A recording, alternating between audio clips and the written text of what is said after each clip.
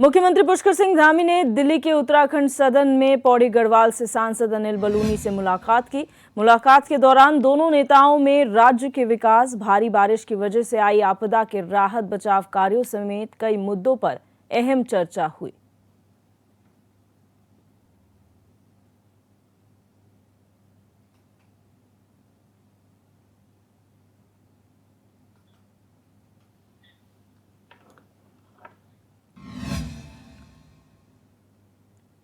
कांग्रेस के राष्ट्रीय अध्यक्ष मल्लिकार्जुन खड़गे और पूर्व अध्यक्ष राहुल गांधी उत्तराखंड दौरे पर आ रहे हैं, जिसे लेकर कांग्रेस प्रदेश अध्यक्ष करण मारा ने बताया कि मल्लिकार्जुन खड़गे और राहुल गांधी प्रदेश में कांग्रेस को मजबूत करने और कांग्रेसी कार्यकर्ताओं में उत्साह का संचार करने के लिए आ रहे हैं। उन्होंने कहा कि तारीख अभी निश्चित नहीं हुई है, लेकिन 20 सितंबर से पहले खड़गे उत्तराखंड में एक पब्लिक रैली को संबोधित करेंगे।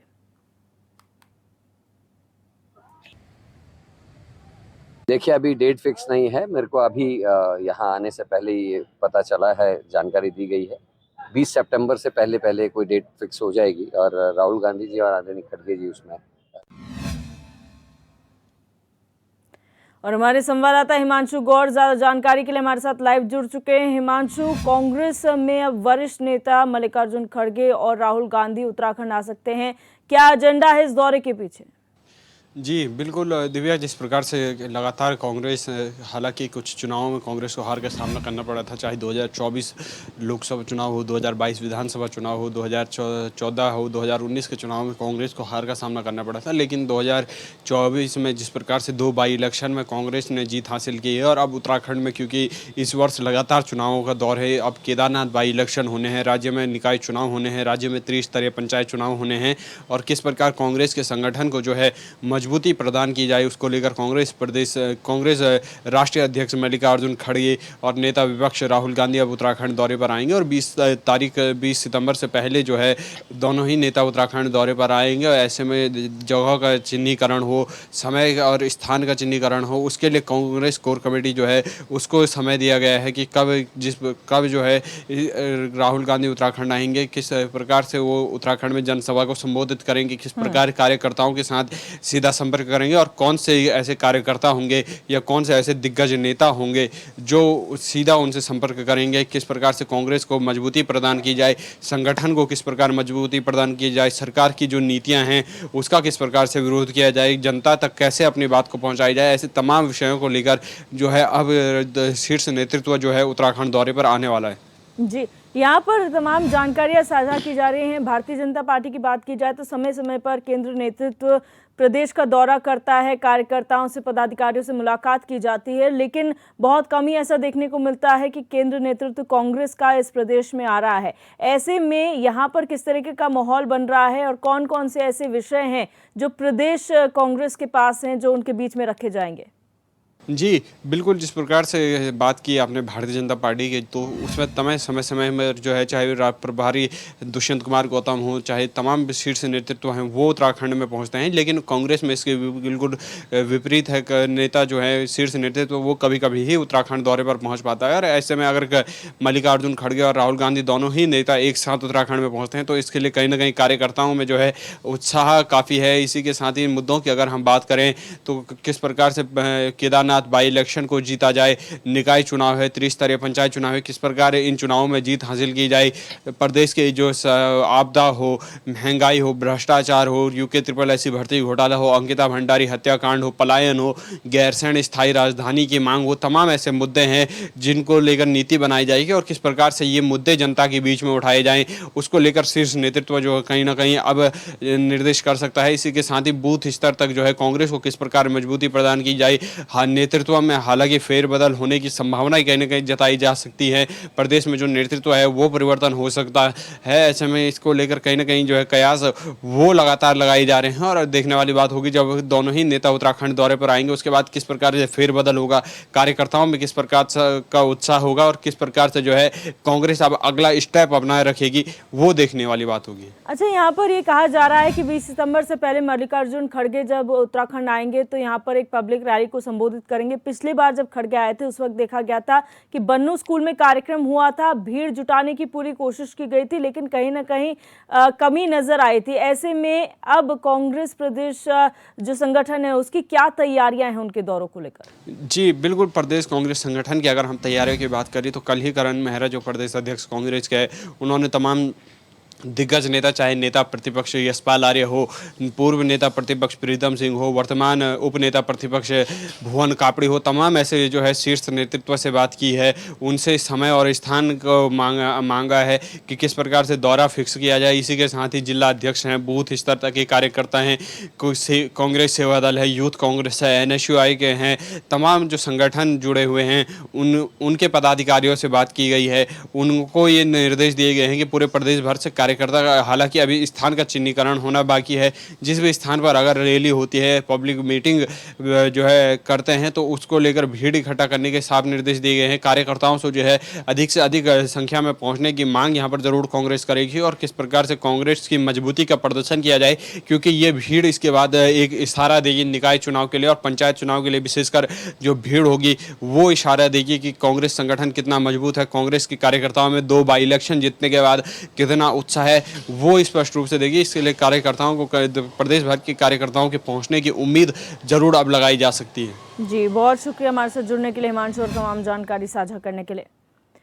अब रुक करेंगे चंपावत से खबर का, जहां जिले के तहसील पूर्णागिरी टनकपुर में शुक्रवार को किरोड़ा नाले के तेज बहाव में एक मैक्स वाहन बह गया था। घटना की सूचना मिलते ही एसडीएम मौके पर पहुंच गए। एसडीएम के नेतृत्व में एसडीआरएफ और पुलिस कर्मियों ने मौके पर राहत बचाव कार्य किया और वाहन में सवार 9 लोगों में से 7 का रेस्क्यू कर उन्हें अस्पताल में भर्ती कराया गया, जहां 2 की मौत हो गई। घटना की सूचना मिलते ही डीएम ने घटनास्थल का निरीक्षण किया और लापता हुए दोनों लोगों का जल्द से जल्द रेस्क्यू करने के निर्देश दिए। वहीं घटना का संज्ञान लेते हुए मुख्यमंत्री धामी ने दुख व्यक्त किया, साथ ही मृतकों के प्रति अपनी शोक संवेदना भी व्यक्त की और घायलों के बेहतर इलाज के लिए डीएम को निर्देशित किया।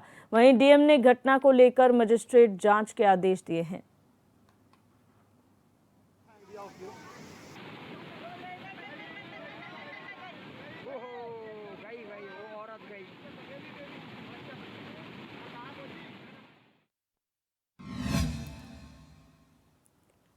खबर लक्सर से है, जहां प्रदेश के कई जिलों में आज भी फिर मौसम का मिजाज बदला रहेगा, जिसे लेकर मौसम विभाग ने चेतावनी भी जारी की है। पहाड़ी इलाकों में लगातार हो रही बारिश से मैदानी इलाकों में भी इसका असर देखा जा रहा है। लक्सर और खानपुर विधानसभा के इलाकों में इन दिनों नीलधारा गंगा और सोलानी नदियां अपना कहर बरपा रही हैं। गंगा नदी के पानी ने जहां बालावाली, कलसिया, डुमानपुरी समेत दर्जन भर गांव के ग्रामीणों की करोड़ों की गन्ने और धान की फसल जलमग्न कर दी है, तो वहीं 2 दिन से सोलानी नदी भी खानपुर क्षेत्र के कई गांव के लिए मुसीबत का सबब बनी हुई है।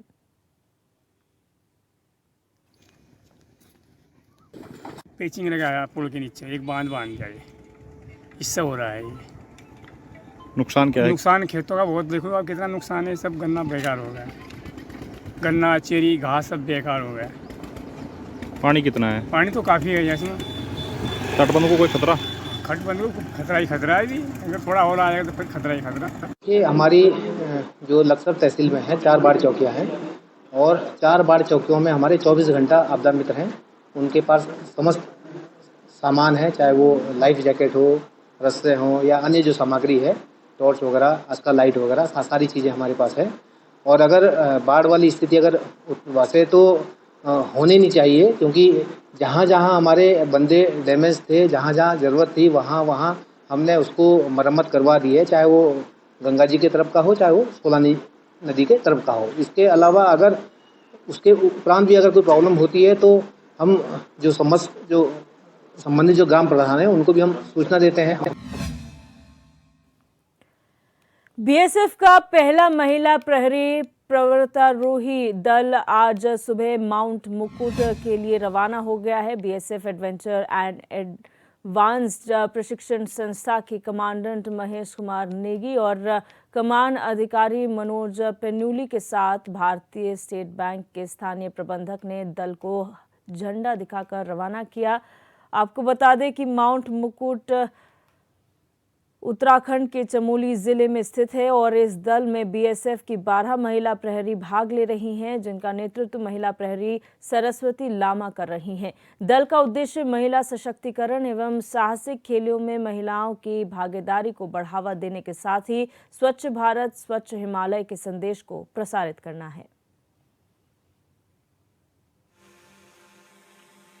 मुझे ये आपको बताते हुए बड़ा हर्ष हो रहा है कि बीएसएफ की पहली ऑल वुमेंस माउंटेनिंग एक्सपीडिशन के लिए आज हमारी 12 सदस्यीय महिलाओं की टीम माउंट मुकुट ईस्ट, जिसकी ऊंचाई 7130 मीटर है, 23,392 फीट के लिए आज यहाँ से रवाना हुई है। ये 12 महिलाओं का एक दस्ता है जो माउंट मुकुट ईस्ट पे भारत का झंडा तथा बीएसएफ का झंडा लहराएगी। हमारा यहाँ से जोशीमठ के लिए है, फिर वहाँ से हमारा बेस कैंप लगेगा, उसके लिए हम हायर कैंप्स के लिए आगे रास्ता देखेंगे और फिर हायर कैंप हमारे लगेंगे और उसके बाद लास्ट में हमारा सबमिट होगा। और इसके अलावा हमारा वहाँ पे सेव ग्लेशियर का भी एक मिशन चलेगा, जिसके द्वारा हम जो अपना जितना भी गार्बेज वहाँ पे जो पहले के जो एक्सपीडिशन है उनसे छूट जाता है वो हम वापस इकट्ठा करके नीचे लाएंगे। और ये हमारा सेव ग्लेशियर का भी एक मैसेज है। सर, ये एक ऐसा स्पोर्ट्स है जिसको हमेशा अंडररेट किया जाता है जब वुमेंस की बारी आती है। तो हम ये एक वर्ल्ड को और एक इंडिया को हम एक मैसेज देना चाहते हैं कि women's are also equal, they can also do the thing that a man is required to do. So हम ये संदेश देना चाहते हैं और इससे ऑटोमेटिकली वुमेन एम्पावरमेंट बढ़ेगा। जब बाकी लड़कियाँ ये देखेंगी कि ये टीम ऊपर गई है तो वो धीरे धीरे स्टार्टअप। लक्सर के सुल्तानपुर नगर पंचायत स्वच्छ भारत सफाई अभियान को ठेंगा दिखाती नजर आ रही है। नगर पंचायत पंचेवली घाट के पास नगर से इकट्ठा किए गए कूड़े का ढेर लगना में जुटे हुए हैं, जिसकी वजह से डेंगू, मलेरिया, टाइफाइड जैसी कई गंभीर बीमारियां फैल रही हैं, जिसकी पुष्टि इस्माइलपुर के प्रधान विकास सैनी ने भी किया है। प्रधान का कहना है कि जब से नगर पंचायत का गठन हुआ है तब से गंदा कूड़ा कचरा वहीं पर अवैध रूप से डंप किया जा रहा है। वहीं मामले की जानकारी लगते ही लक्सर एसडीएम ने नगर पालिका ईओ को तत्काल कूड़ा हटाने के आदेश दिए हैं। और फेंसिंग ग्राउंड जो हमारा बन रहा है वास्तव में वो अभी कंप्लीट हुआ नहीं है, कुछ भराव वगैरह होना है, लेकिन फिर भी हमारे पास उसके बगल में भी पूरा खेत है, पूरी जगह है।